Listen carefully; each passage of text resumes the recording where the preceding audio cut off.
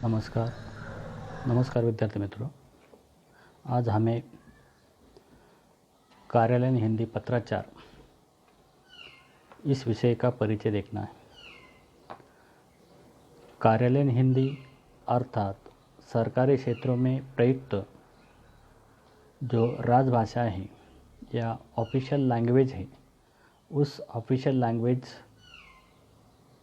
के माध्यम से जो पत्राचार या कॉरस्पॉन्डेंस चलता है उसका परिचय हमें यहाँ देखना है। सरकारी कार्यालयों में सबसे अधिक प्रयोग पत्राचार का ही किया जाता है। पत्र सरकारी कार्यालयों में उनकी कार्यपद्धति एवं संप्रेषण प्रणाली की रीढ़ की हड्डी का कार्य करते हैं। यानी सबसे महत्वपूर्ण सरकारी कामकाज में यह पत्राचार ही होता है। विभिन्न देश विदेश की सरकारों, विविध कार्यालयों, सार्वजनिक उद्यमों, संस्थाओं, बैंकों के कार्यालयों, कंपनियों, निगमों तथा सामान्य जनता से संपर्क स्थापित करने और कार्यविधि को गतिशीलता प्रदान करने हेतु पत्रों का प्रयोग मुख्यतः किया जाता है। साथ ही सरकारी प्रयोजनों के लिए अनौपचारिक टिप्पणियों, कार्यालय ज्ञापनों, अर्ध सरकारी पत्रों, परिपत्रों तथा अधिसूचनाओं का भी प्रभावी ढंग से प्रयोग किया जाता है। तो इस तरह सरकारी जो पत्राचार हैं, उस सरकारी पत्राचार यहाँ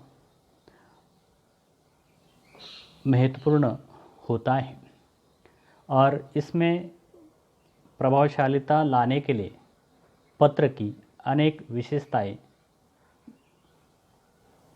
आवश्यक होती है। केंद्रीय सरकार के कार्यालयों में प्रयुक्त पत्रों की रचना प्रक्रिया, शैली तथा भाषा की अपनी विशिष्ट परंपरा और पद्धति होती है। सामान्यतः सरकारी पत्र विशिष्ट पद्धति से निर्माण होते हैं। परिणामतः यह धारणा विकसित होती है कि ऐसे पत्रों में न तो स्वतंत्र विचारों, भावों को स्थान होता है, न स्वतंत्र शैली का आविष्कार किया जा सकता है, परंतु युग परिवर्तन के साथ जिस प्रकार शासन प्रणाली बदलती है, उसी प्रकार उसकी कार्य पद्धति में भी बदलाव आना जरूरी है।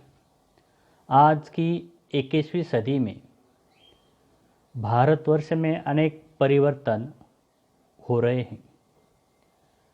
इसमें शासकीय कामकाज की पद्धति, उसकी शैली एवं भाषा अभिव्यक्ति को भी बदलना आवश्यक हो गया। आप लोग जानते हैं अभी ये संगणक का युग है और इस संगणक के युग में यहाँ भाषा में भी परिवर्तन हुआ है, भाषा प्रयोग में भी परिवर्तन हुआ है और संगणक के माध्यम से संपूर्ण कार्यविधि आज संपन्न होती है। इसलिए जो सरकारी पत्राचार हैं, वो सरकारी पत्राचार का व्यवहार भी बदल गया है और इसमें जो पत्र व्यवहार है, वो पत्र व्यवहार आज संगणक के माध्यम से, ईमेल के माध्यम से या अन्य माध्यमों से भी यहाँ हो रहा है। फिर भी यह पत्र व्यवहार एक कला है। पत्राचार संप्रेषण का एक ज़बरदस्त माध्यम ही नहीं बल्कि संपर्क का प्रभावी साधन भी है। अतः प्रभावशाली पत्र लिखने के लिए कुछ महत्वपूर्ण विशेषताओं को समझना आवश्यक है। हमारे अध्ययन के लिए जो सरकारी पत्र की विशेषताएं हैं, उन विशेषताओं को हमें समझना है। उसमें पहली विशेषता है शुद्धता। शुद्धता का मतलब है अंग्रेजी में एक्यूरेसी, यानी पत्र का जो प्रारूप है, उस पत्र के प्रारूप में आरंभ से लेकर अंत तक यहाँ एक्यूरेसी की, शुद्धता की, नियम की, क्रमबद्धता की आवश्यकता होती है।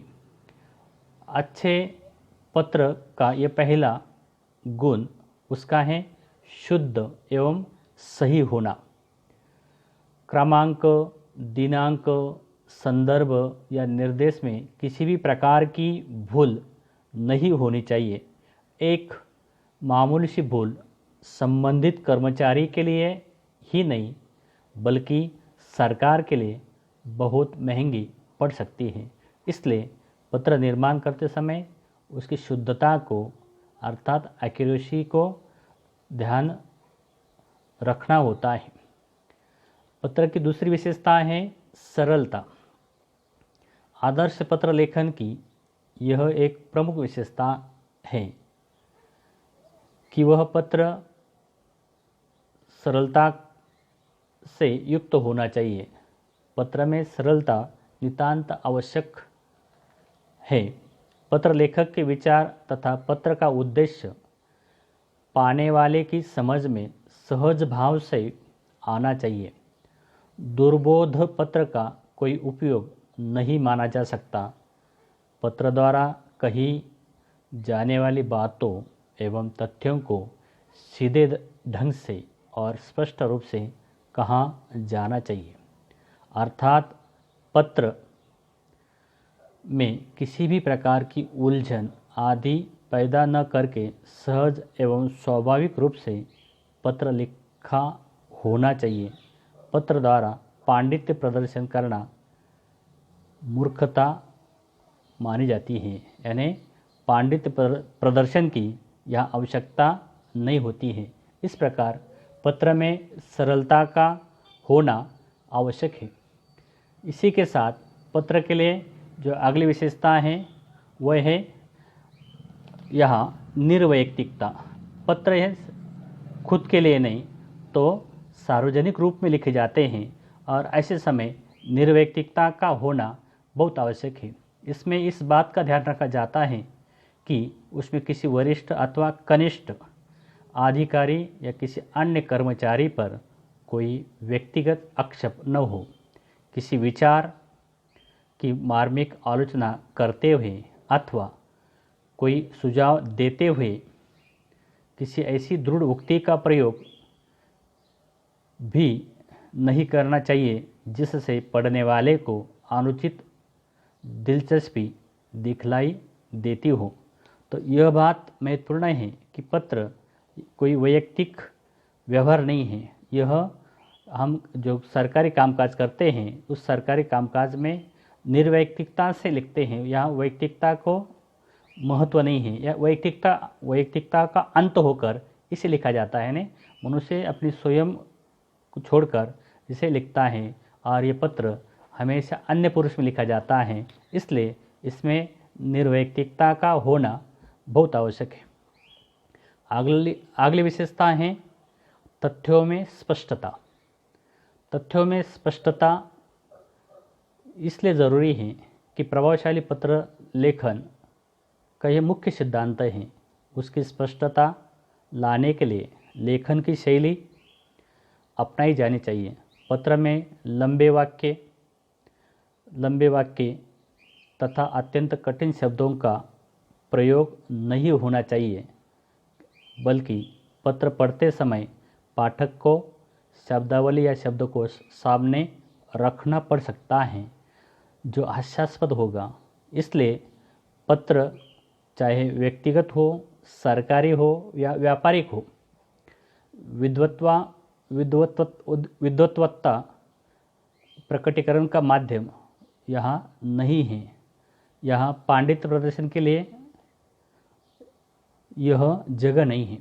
पत्र तो प्रचलित शब्दों और छोटे छोटे वाक्यों की सहायता से ही प्रभावपूर्ण बन सकता है। इसलिए पत्र में स्पष्टता के साथ यहाँ अपने भाव और विचारों को विशिष्ट रूप से रखना चाहिए, तब वो पढ़ने वाले को यहाँ जो स्पष्टता है वो स्पष्टता दे सकते हैं।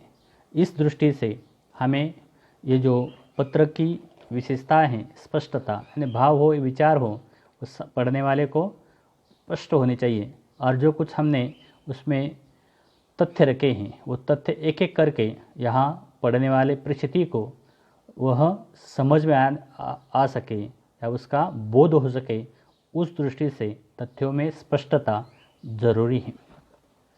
इसके बाद अगली जो विशेषता है वह है असंदिग्धता, यानी पत्र लिखते समय वो पत्र यहाँ असंदिग्ध या उसमें जो कुछ विचार या भाव हैं, मुख्यतः विचार हैं, वह असंदिग्ध न लगे, इस बात का भी ध्यान सरकारी पत्र में रखा जाता है। क्योंकि सरकारी पत्राचार में कथ्य को घुमा फिरा कर अथवा अलंकारिक ढंग से कहने के स्थान पर विश्लेषणात्मक शैली में तार्किक ढंग से कहा जाता है। विषय को तथ्य एवं साक्ष्य के आधार पर एक ऐसे तार्किक क्रम से रखा जाता है कि उसमें किसी भी प्रकार की असंगति, अस्पष्टता, अनिश्चितता तथा पुनरुक्ति न रह जाए।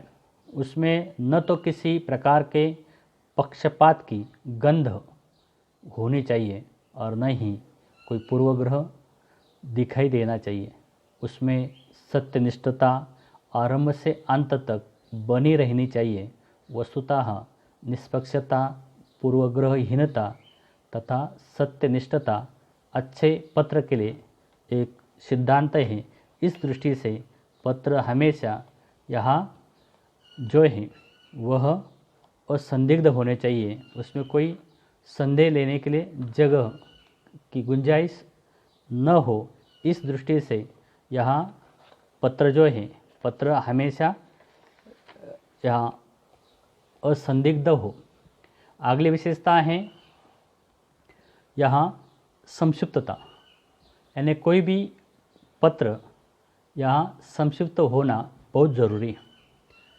संक्षिप्तता पत्र की प्रभाव उत्पादकता कही जा सकती है।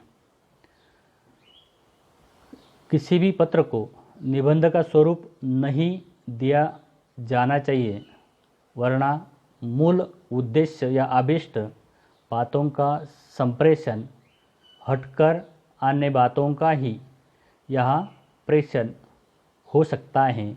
इसलिए पत्र संक्षिप्त हो। संक्षिप्तता से प्रेषक तथा पाने वाले दोनों को ही सुविधा होती है।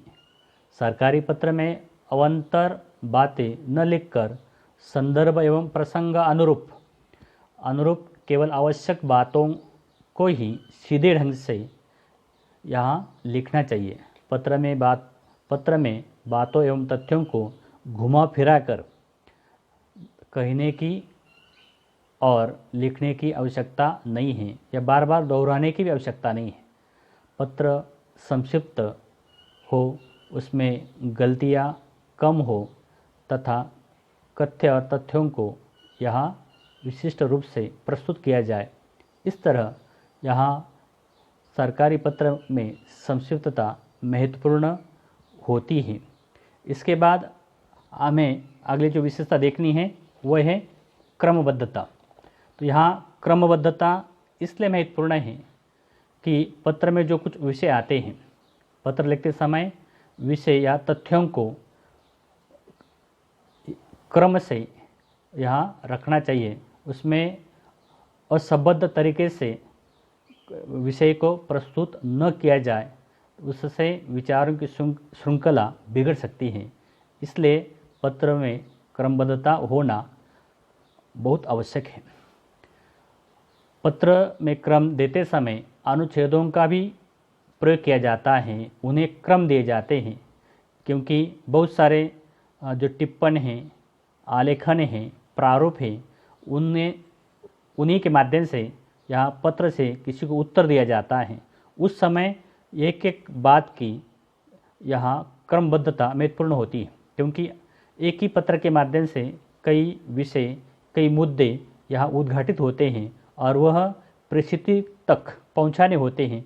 ऐसे समय यहाँ क्रमबद्धता की बहुत आवश्यकता होती है और यह क्रमबद्धता यहाँ ज़रूरी है। उस क्रमबद्धता को यहाँ निभाने के लिए पत्राचार करते समय यह रखना बहुत ज़रूरी है।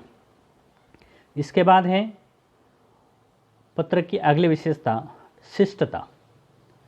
कार्यालयीन पत्र यह पत्र लेखन की एक महत्वपूर्ण उपलब्धि होती है और पत्र लेखन की भाषा शिष्ट तथा विनम्र होनी चाहिए। पत्र द्वारा किसी बात को नकारात्मक ढंग से नहीं कहना चाहिए, उसे विनम्रता पूर्वक ही कहना चाहिए, ताकि पत्र पाने वाले प्रेक्षक से परिस्थिति की कुछ अपेक्षाएं होती हैं, जैसे जनता तथा कर्मचारियों की मांगों एवं शिकायतों आदि पर तुरंत और उचित ध्यान देकर शीघ्र निर्णय की सूचना तत्काल पत्र द्वारा संबंधितों को दी जानी चाहिए। इन बातों से जनता के मन में संतोष एवं सम्मान की भावना जागृत होती है। इसलिए सभी सरकारी पत्राचार में शिष्टता और विनम्रता का होना अति आवश्यक है। इसके बाद अगली विशेषता है प्रभाव उत्पादकता। तो यहाँ जो कुछ पत्र लिखा जाता है वह सामने वाले पर उचित प्रभाव निर्माण कर सके, उसे आकर्षित कर सके। इस दृष्टि से ये जो विशेषताएं हैं पत्र के लिए बहुत आवश्यक है। सरकारी पत्र में भाषा, पद विन्यास, वाक्य विन्यास, विचार तथा भावों की ऐसी सुगठित अनुवृत्ति होनी चाहिए जिससे पत्र का एक संकलित प्रभाव प्रेषिती के मन पर पड़ सके, यानी पाने वाले के मन पर पड़ सके। सरकारी यंत्रणा में प्रभावहीन पत्रों का कोई अर्थ नहीं होता है। पत्र लेखन में प्रभाव उत्पादकता लाने के लिए पत्र लेखक को शासकीय कार्यप्रणाली, सरकारी नीति तथा संबंधित विषय की गहरी समझ होनी चाहिए। प्रभावपूर्ण हिंदी पत्र लिखते समय संबंधित विषय की पारिभाषिक शब्दावली की ओर भी ध्यान देना चाहिए। जहाँ पर्यायवाची शब्द नहीं मिलते वहाँ कहीं से शब्द उठाकर नहीं रखने चाहिए। उनके लिए प्रचलित देवनागरी लिपि में जो अंग्रेजी शब्द हैं वह लिख देना उचित है। प्रभाव के लिए यहाँ वाक्य विन्यास, भाव तथा विचारों का तर्कसंगत संयोजन अधिक महत्वपूर्ण होता है।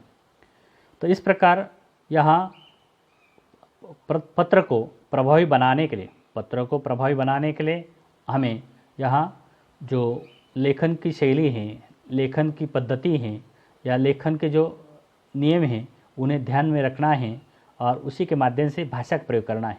प्रभाव उत्पादक का मतलब है भाषा, यानी वो जो भाषा या प्रयुक्त हैं वह प्रभावी हो तो पढ़ने वाले को वह आकर्षित कर सकती हैं। यहाँ इसी तरह भाषा और शैली के माध्यम से अगली जो विशेषता दिखाई देती है उसे कहा गया है वैशिष्ट्यपूर्ण भाषा या वैशिष्ट्यपूर्ण भाषा शैली। पत्राचार की भाषा और साहित्यिक भाषा में पर्याप्त अंतर होता है। सरकारी पत्राचार में भाषा पर अनेक बंधन अपने आप आ जाते हैं।